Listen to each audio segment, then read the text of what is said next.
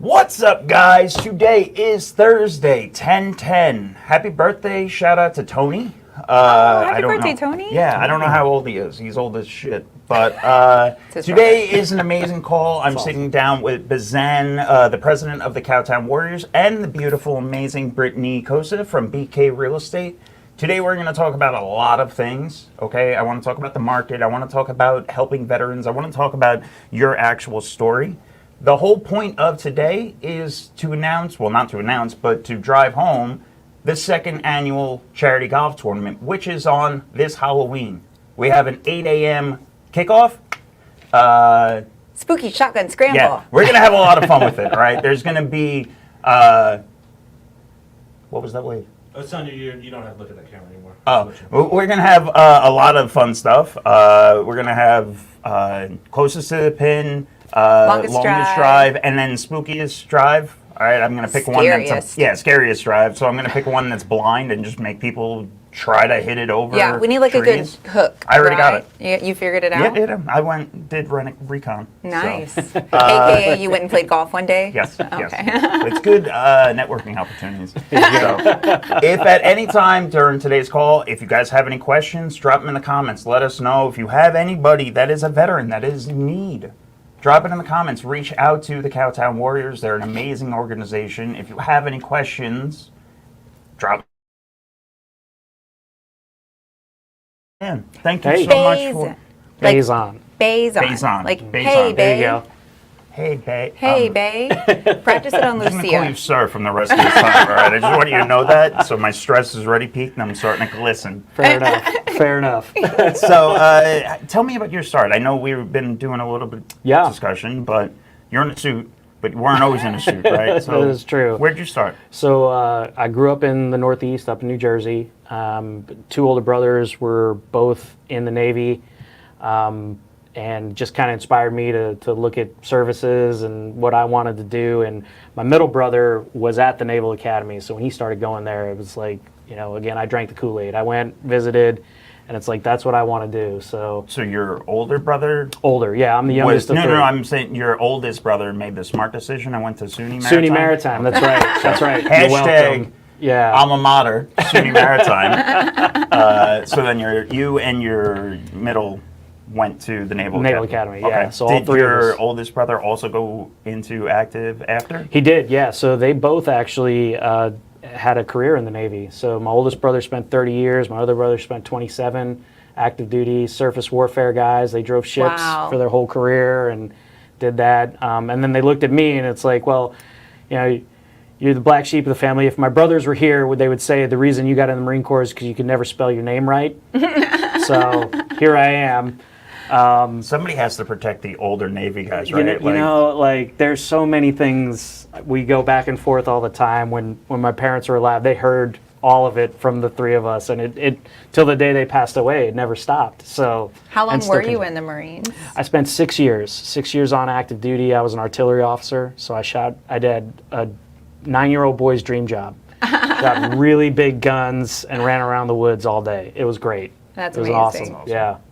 So then you get home from that, and then you went to college, or what did you do? So Naval Academy, so it was 4 years there. Then I went in the Marine Corps. I got out of active duty back in 2005, and my wife and I at the time just kind of planted our flag in Phoenix. We said that's where we're going to go. So we spent the next 8 years in Phoenix, did a little bit of commercial construction, worked residential for a little while with a home builder there, and then in 2010, some real estate background too. Yeah. I built some homes up in North Phoenix, so very nice. I can still talk foundation and framing of a room and what that looks like. And then in 2010, I got on with Amazon. And I started working in their fulfillment centers. That's a good time to get in. All the weird stuff that people order, like I got to see it go out the door, and the strange things that people would combine on. I heard that Amazon does a good job of employing military folk. They do. It's a big effort that they have. It's a lot of the work, particularly in the fulfillment centers, is very synonymous to being in the service. You got a small team. You don't have enough time, you don't have enough resources, but you're expected to accomplish this massive goal by the end of the day. Go. But the reason we're doing this golf tournament is because not every person leaving the military gets opportunities like that, or has the mental health to do things like that because of their time in the military.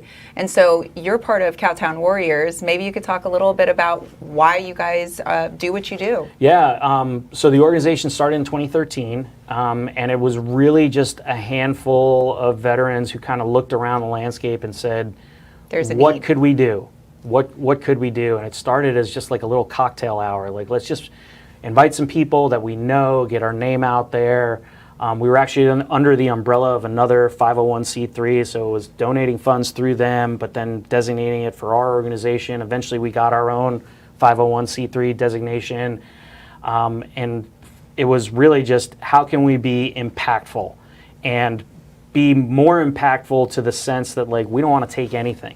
So that kind of mantra is something that we've really built it on since that time, is that 100% of all donations, all dollars raised, goes towards veterans. And that's pretty remarkable, because as I've done research on other organizations, they earmark maybe 10% or whatever for their operating expenses, but you never know what those operating expenses are. They could be a salary for someone or dinner's out. Right. And that was really, like that became kind of the marching orders. Like, look, if we're going to raise $1,000, $1,000 is going to go to a veteran. If it's 10,000, all 10,000. So even today, if you go on our website and click on the Donate Now button, it runs through PayPal. PayPal charges a fee. We as the board cover that. So we have operating funds that we've been able to save up and kind of work throughout time. That, so if you get charged $2.50, we're backfilling that. So all $100 is going towards a veteran. So, very specific about our accounting and how we do that. And I got to correct you real quick. I'm not the president. Oh, sorry. No, that's okay. That's okay. I'm also part retarded, so It's true. I called somebody a face wizard yesterday. So, So I'm the treasurer, so that's why I also know. all right, that fair piece enough. of All it. right, But, yeah. But yeah, like that's one of the things that we always tell donors is, like, if you're giving us money, that money is going to a veteran. So we do hold a big fundraiser in February every year out at the Cowtown or at the Fort Worth Club. Black tie affair, and we raise table donors, but the actual underwriting of that is through a really generous sponsor who That's the takes care of photo that. you guys have of all of you. Correct. Stand up. I think Yeah. I see us sponsoring a table this year. We would love that. Who is the giant individual standing like, when I one in first uniform? If you Yeah, would they're like all to see they're it, all you in can go to their uniform, website, and which is there's this Cowtown one person. Warriors. CowtownWarriors.com. There's Yep. this one person that's at least 7'2", and he's bending over to be in the photo, and I'm like, I feel like that's always me. I'm always hunching over. Yep, that's one of our board members, James Korth. He's in the reserves. He's a full bird colonel in the Marine Reserves right now, and It looked like all of you were in the Marines. we all were. Yeah. So right now the board, again, some of our bylaws is it's got to be a veteran that's on the board. Right now, it's 100% Marines.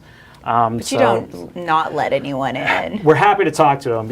Usually don't what fit ends the up happening bill. is they look at us and go, like, I'm not hanging out with you guys that long. But we've had some other veterans from other services, and we do support all services but as far as as those well. that you support So, and serve, yeah, it's absolutely, all yeah. branches. Yep, yeah. We're not only looking for Marines to help out, so we'll help out anybody. Yeah. Okay. how are some of the ways that you guys have helped people in the past? So I'm always looking around and I'm seeing veterans, especially right now. We're looking in the market and the market is changing, and I'm talking about that every day.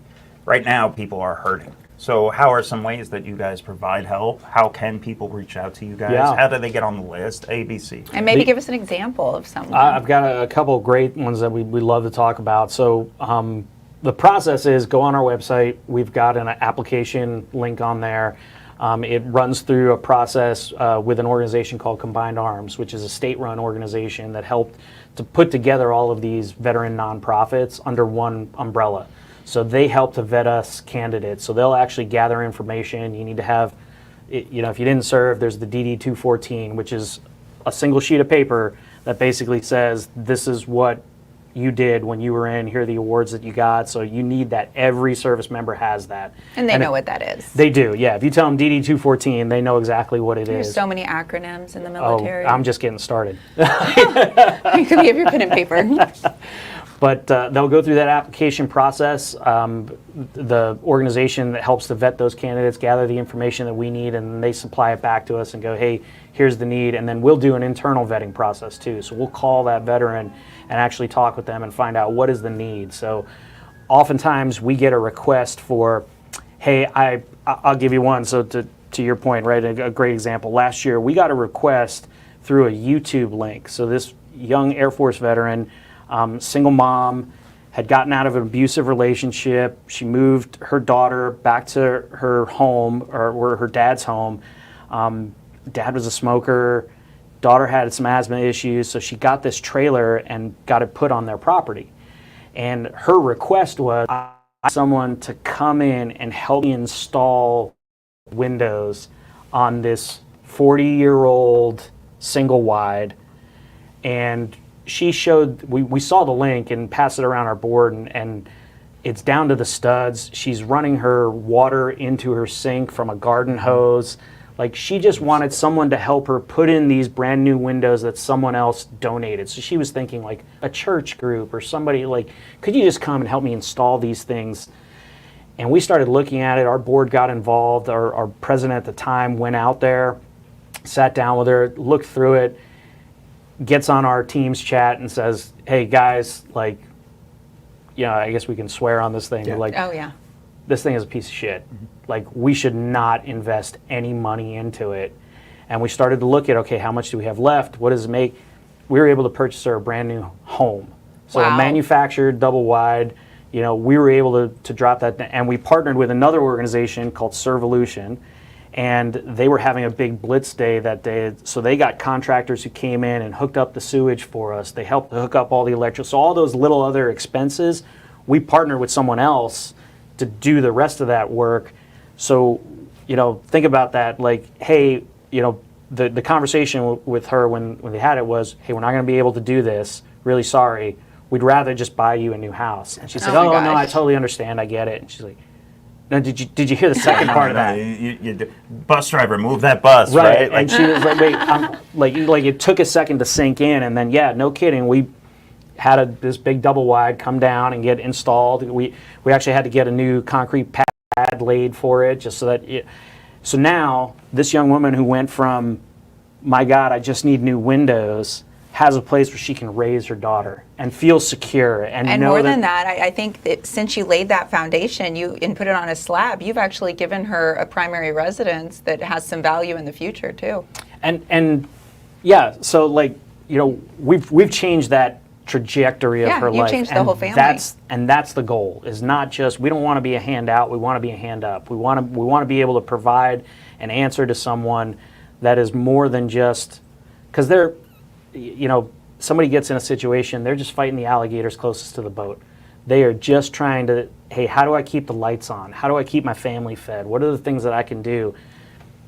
We can do that. You guys can do above and beyond, right? Which is the beauty of it. And it's the fact that it's all volunteer and you have the ability to make that. I don't want to sound cliche or anything, but it is beautiful, and I commend you for it. I have a lot of respect. And for the fact that Appreciate you that. guys, you left the other organization that you were partnering with probably so that you could do your own thing and say yes or no on the spot and not have red tape. Yeah, we've had requests that have come in, as urgently. I think our fastest, if I remember, the fastest we were actually able to do an analysis, answer questions, and approve a vote was like less than an hour. Wow. And this was a veteran who is talking about ending it. Yeah. Like, I don't know how I'm going to do that. I don't know, like, I don't have any other answers. And it's like, we can help. And it's not just, hey, we're going to keep the lights on, but all right, we're going to cover the mortgage for a couple months. Oh, by the way, you're going to go through financial counseling. There's this other organization that we can partner you with so that you understand how to run your home budget so that you're not coming back in 6 months and asking the same questions again, right? Teach a man to fish, right? Absolutely. Like, not just give him a fish. Absolutely. What so you kind of dipped very gently into suicide, right? And that is a huge thing with veterans today. I think rates are going up, and I don't know actual statistics. Maybe Tommy wants to pull a bump, but how do you? Are there ways to help them, just not with monetize, like not actual monetized means, but just getting them resources and help? Right? Yeah. So the first stop is typically the VA, right? So a couple things when we get someone who applies, you have to have that DD 214 to show honorable service. We also want to find out, do you have a VA rating? So what that means is every veteran, when you come out, go to the veteran assistance, like go through the process. Even if the rating is 0, we know you've at least talked to someone and said, hey, this is what this is where I am. We've helped everyone from World War II vets, to present day, and it's not always monetary. Sometimes it's just finding another organization or putting them in touch with someone. So there's an organization that's run up actually out of Trophy Club called Gallant Few, and they do a lot of counseling work. So they'll actually get a veteran on for free and walk through, like, where are you right now? What do you need help with? They call it like the compass, right? Like, where's your compass pointing? Is it pointing north, or are we not quite there? What do we need to do to help get you to that? So sometimes it's just getting them on the phone and talking to them. And as a fellow veteran, and all of the board members, and especially the ones who are doing the vetting, they want to dig in. They want to find out, like, what is the real need here, right? Like, what are we really trying to solve for? Because more often than not, the ask is not the ask. They're asking for, hey, I just need somebody to pay my electric bill this month. What they really need is, I need to help find a job, right? How do I don't know what my career has gone off track, or I've just run a bad luck, or I got divorced, and I'm completely on my own. It's like put a Band-Aid on, but then also figure out what's going on that caused the injury. Correct. Yeah. And we leave ourselves the flexibility to also say, hey, if you do these things, maybe it's the first month mortgage we're going to cover. You go complete this financial counseling, we'll cover 2 more months. So there's an incentive, right? Like we're not just going to the fish in the pool. Absolutely. And we don't. Another thing a little more unique about us than some other folks, we do not send money to a veteran. So you just pay for services. We pay for the service. Handle everything. Correct. So if they say, I'm behind on my mortgage, great, send me a mortgage statement. We are calling the mortgage company. We are making the payment direct. So it's never just a blank check to someone to say, here, this, here's $2,000. And that takes extra time, but it makes sure that you guys are really in there and understanding. Well, and we hold that fiduciary responsibility very seriously for to the our people donors. like us that are out there trying to Absolutely. raise money for you guys. No, we appreciate that, and we owe that to our donors, right? If we're going to say these things and we're going to say 100% goes to a veteran, like, we want to show you, here it is. Here are the dollars that went out to those veterans. Here's how we applied it. So it's never cutting a check to the veteran to say, like, all right, you needed $2,500, here you go. And that's awesome to hear. That's awesome for our sponsors that have already signed up for sponsorship. That's awesome for our golfers that just want to come out and have fun and know that the funds are going to a place of people that are really putting some thought into the money they give. No, thank you. Yeah. So you being a veteran yourself and quote unquote retiring, I know Marines don't retire, what is the exit out of the service, right? Is there a break somewhere along the line that is what's having a big impact on veterans? Like, because again, there's, I don't want to say trends or anything like that, but veterans coming out, they need a lot of help. They deserve it. I want to add to this in a minute too. Yeah. Okay. But they deserve it, right? They gave part of their life for our country, for our safety. So obviously, how are we supporting them in that transition? So I want to make sure that that's a general question too, right? Like, I don't know the steps when they get out. So I'll tell you my experience, and then I'll tell you what I understand where it is today. So in 2005, when I got out, they send you what's called TAP, Transition Assistance Program. For me, it was a absolutely worthless week, and it's 1 week. I went in. They spent a day talking about writing a resume. They taught, these are the clothes that you wear, right? Like, 19 years later now, I look back and go, what I took away from that was, oh, and by the way, at the time, and I don't know if this is still the case, it was taught by a career government employee. So immediately I'm looking at this individual going, you have no idea what I want to do, but you're the one being charged with giving me this advice. And so I zoned out for a lot of it, and the other piece I took away was don't grow facial hair until I get a job. Got it. Right? He was saying, like, don't go in all scraggly and stuff because now you're out and you want to, like, those were the takeaways that entire week. As a country, I think we've gotten better. We've created programs like SkillBridge and 4Block, Hire Our Heroes, where you have the opportunity now, if you're retiring or separating, there are opportunities for or soon-to-be veterans to go into a company and actually see what life is like. So that's actually what I was going to talk about. Okay. BK Real Estate is one of the few brokerages in Texas that has been approved by the Department of Defense, and we offer the SkillBridge program. Wonderful. Yeah, so it's a 6-month I told you she kicks ass. paid internship to learn how to be a real estate professional while getting paid by the government, and you just have full time to be able to do that, and it's really cool. We have a very large amount of agents that served our country. Okay. At BK Real Estate. Yeah, in fact, San Antonio is one of our biggest divisions, and Military City, we've got tons of people out there. But our SkillBridge director left the Army after 20 years, and he wanted into real estate for his own career goals, but then he was he was our very first SkillBridge person, and then he was like, this is amazing, I can't wait to give this gift to other people. Yeah. And so now he's out there talking to TAP offices and helping those leave the military. So the challenge with that, and I don't want to speak out of turn, but my understanding of it, like SkillBridge and those, they also have to be approved by the command. So that becomes the challenge, right? It's a two-part. Yeah, I've served 20 years. I want to go spend the next 3 months on your dime, U.S. government, to go do this job.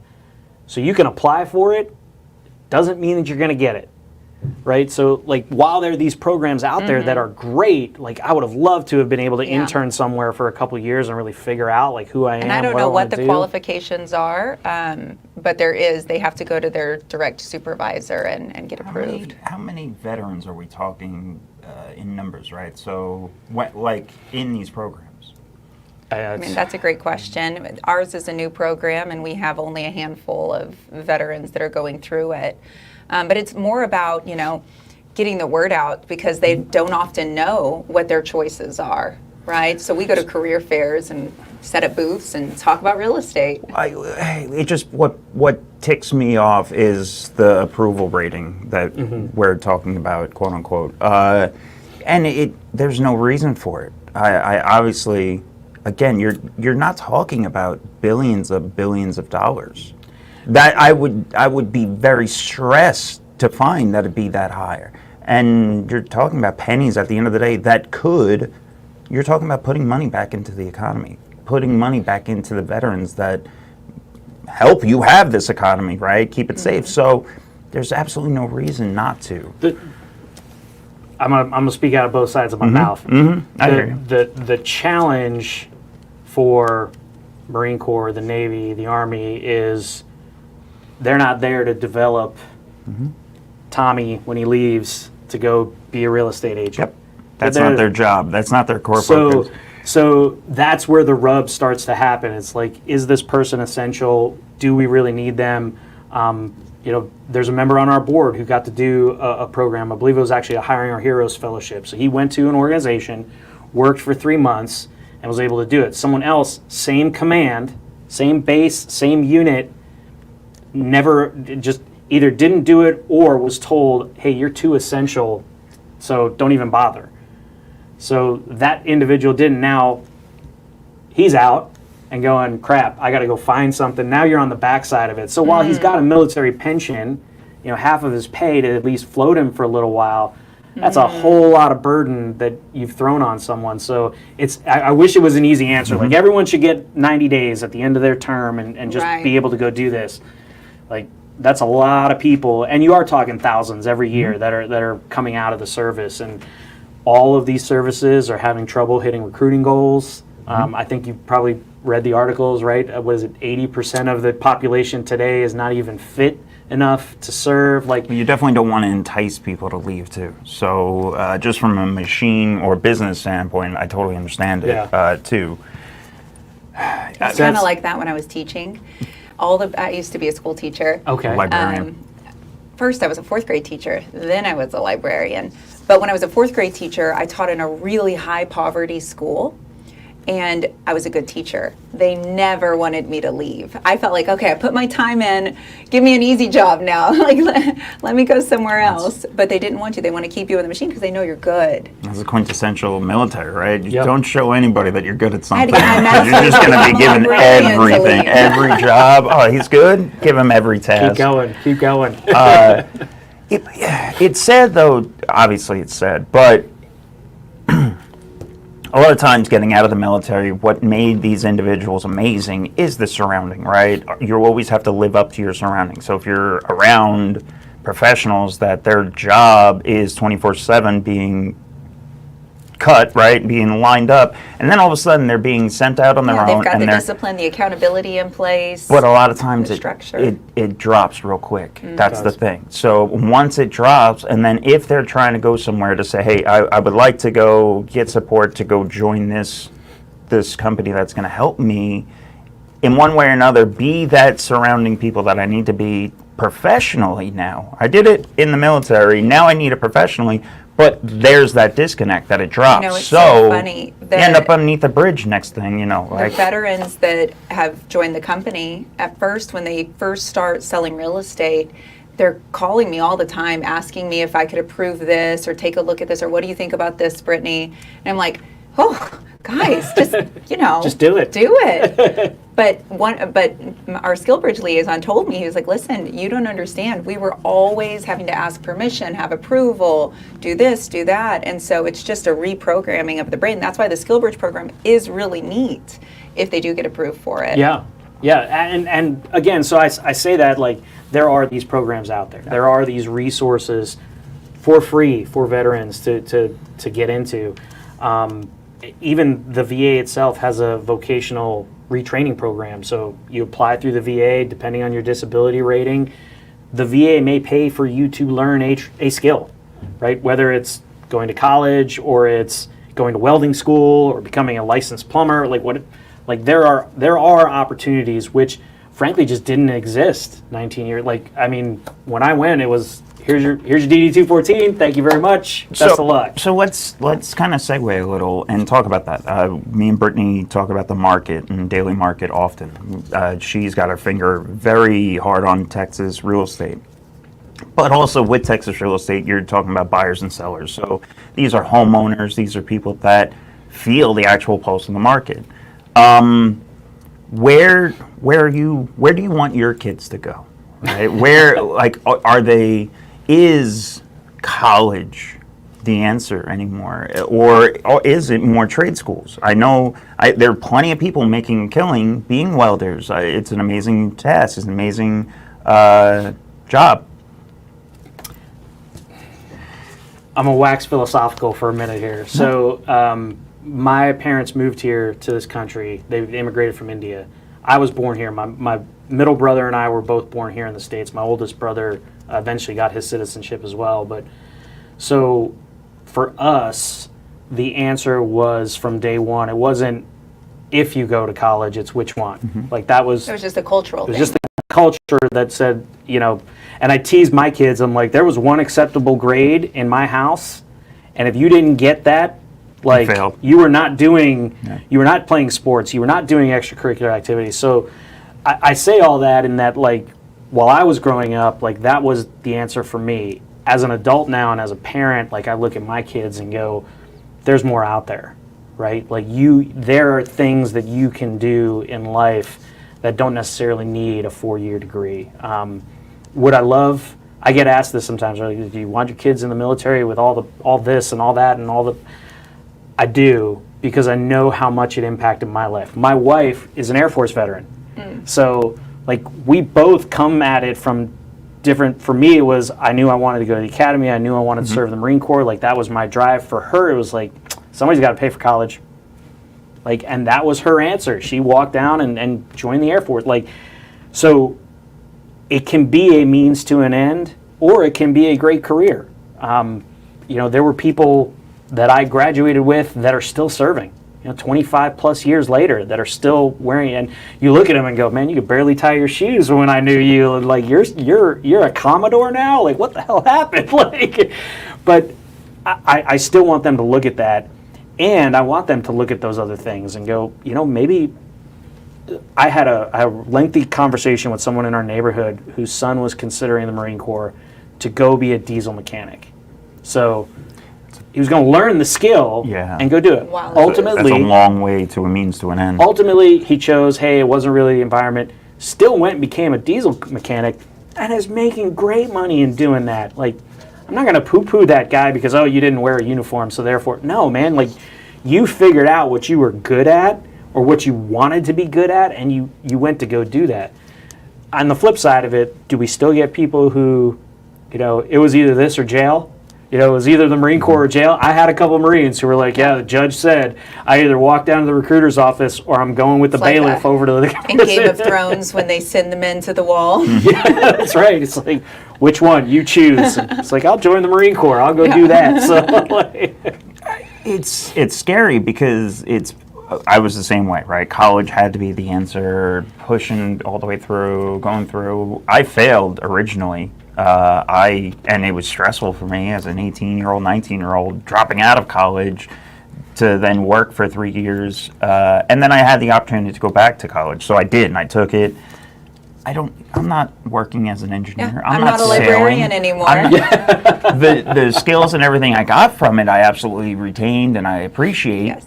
But nowadays, college is, and I try to stay very in the middle, but it's a debt trap. When I'm live, I do. It's a debt trap, right? And right now, people are going to 4 years of college, not knowing what they're going to get out of it, and on average, they have 6 figures in debt. That if they file bankruptcy, that thing stays with them. yeah. Just as a former educator, that was the culture that we were pushing for a very long time. We were telling our kids, be college ready. Yeah. That was literally the motto at the school I taught at, that one that I was telling you guys about that was high poverty. It was, we're preparing college ready students. What about trades? And what about, and honestly, if I did a poll then and now, how many of you want to go to college? They all would have said yes, because we were making them wear college shirts on Fridays. If they didn't have one, we'd give them one. But then, I know for sure that they've already graduated high school at this point. Hopefully they did. And I bet hardly any of them chose college. And I think that's okay. I'm telling my children, I have a 12-year-old and a 14-year-old I was telling you about earlier, that I would be disappointed if they didn't pursue other things and be really intentional about what they want. Because if they know what they want and college is the way to get there, go for it.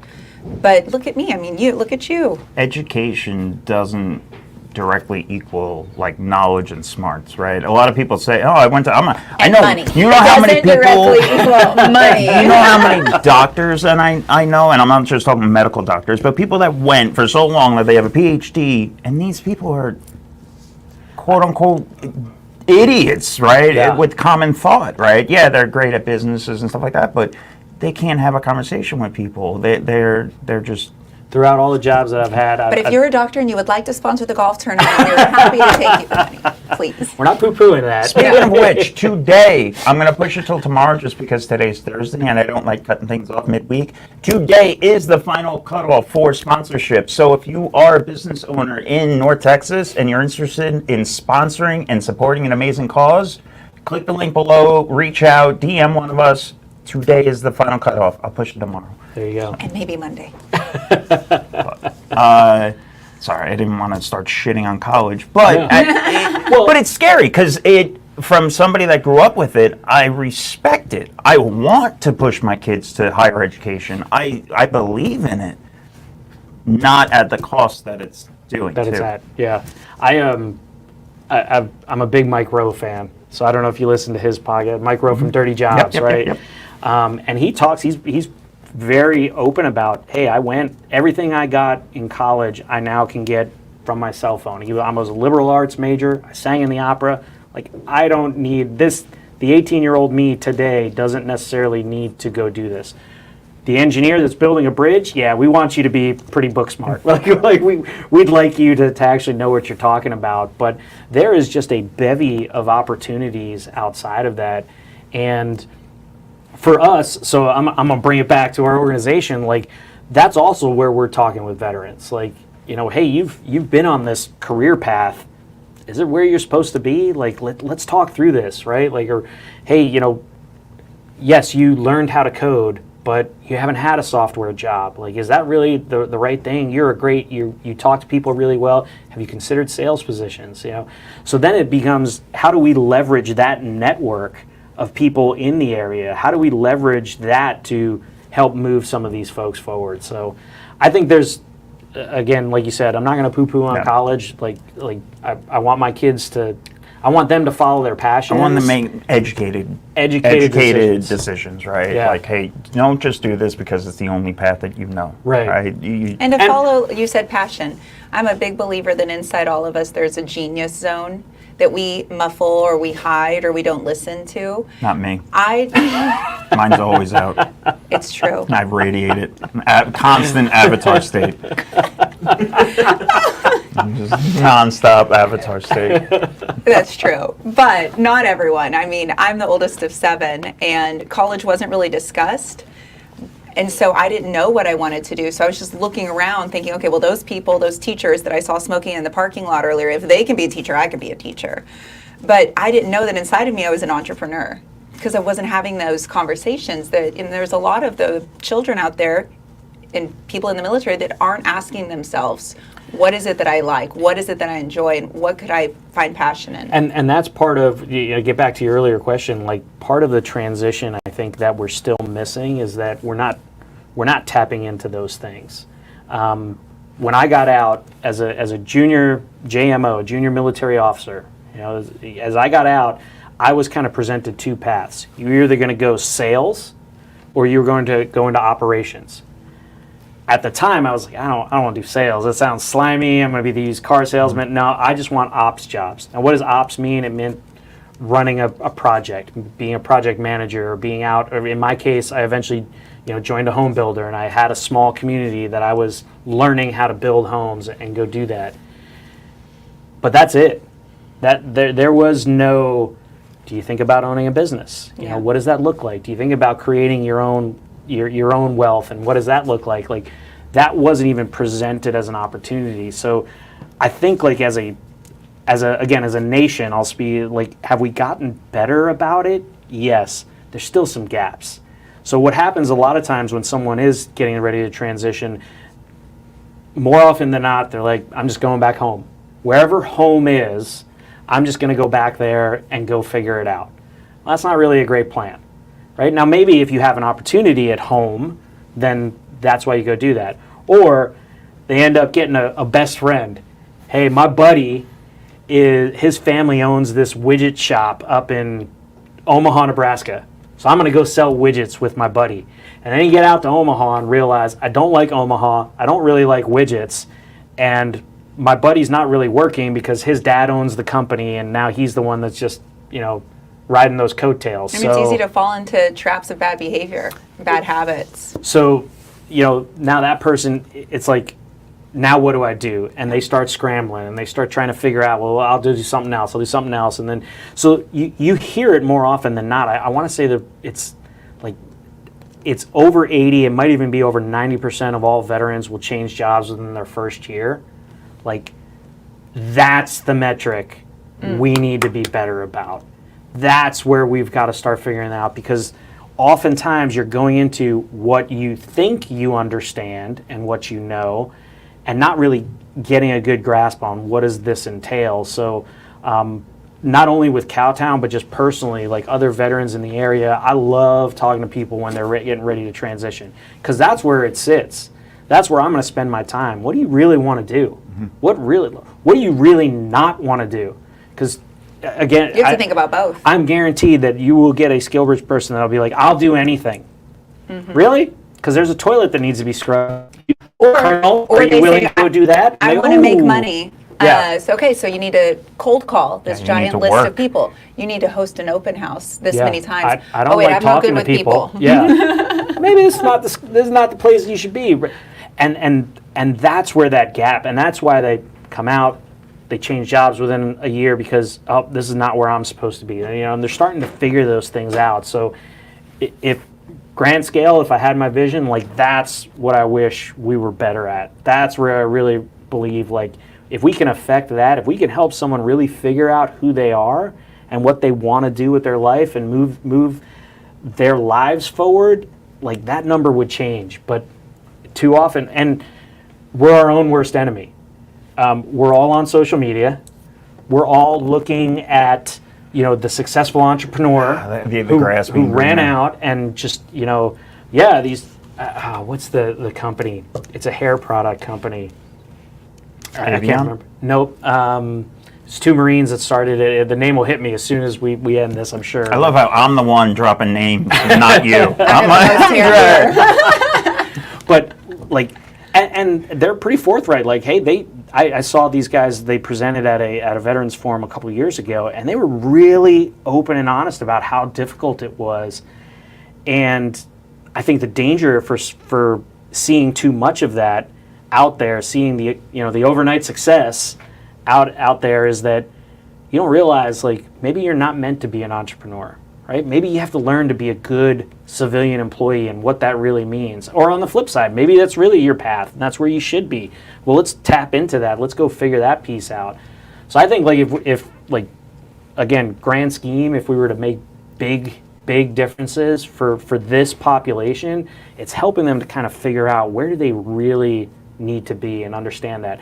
That being said, it's also the other half of the other side of the coin is the veteran has to be willing to go do that.